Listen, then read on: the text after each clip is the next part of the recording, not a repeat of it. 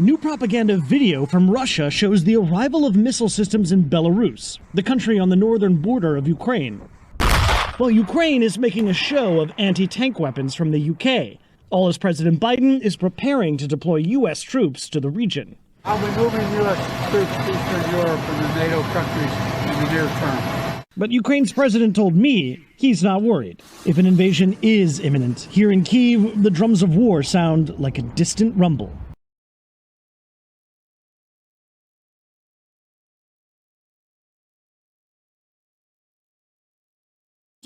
South Korea says a projectile believed to be an intermediate-range ballistic missile was launched from North Korea's Jagang province.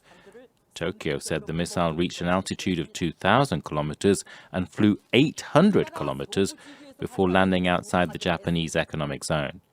There have been 7 North Korean missile tests this month, including what Pyongyang says was the firing of hypersonic missiles.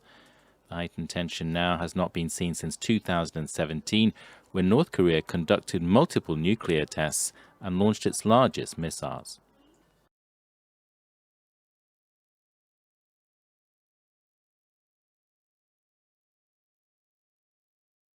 Oil continues to slowly move north, with President Pedro Castillo flying over the area on Saturday.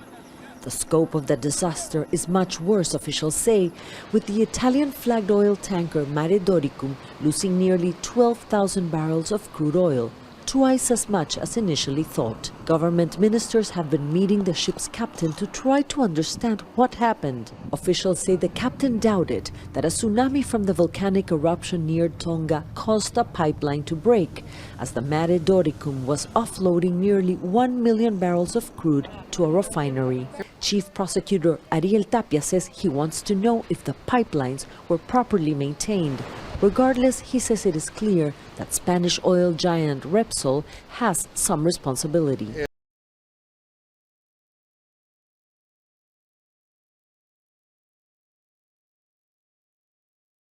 Trucks lined roadways leading into Canada's capital, Ottawa, on Saturday as drivers staged a massive protest against Prime Minister Justin Trudeau's COVID-19 vaccine mandates. The so-called Freedom Convoy started out days ago as a rally against a vaccine requirements for cross-border truckers.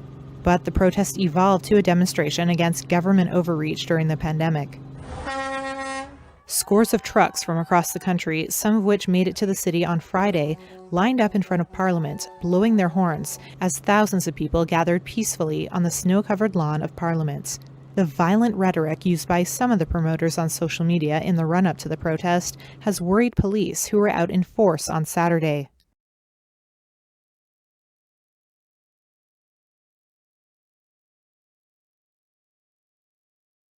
Addressing a rally in Texas, Donald Trump said that if he were to run for president and win in 2024, then he would pardon people involved in the January 6th Capitol riots.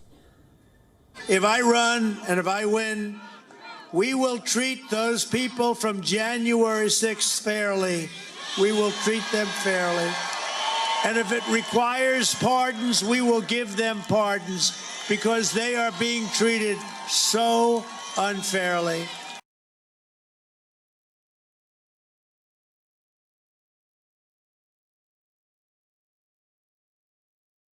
He'd repeatedly ruled out serving another term as president. Now, after pleas from Italy's various political parties, Sergio Mattarella has agreed to stay on.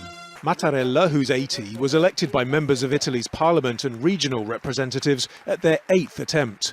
He'd emerged as the front-runner on Saturday morning after they'd spent days trying and failing to reach agreement on a single name. On Friday, Matteo Salvini, head of the far-right League Party, had appeared to back the head of the Secret Services, Elisabetta Belloni, to become the country's first woman head of state. That went down badly with other groups in the right-wing bloc.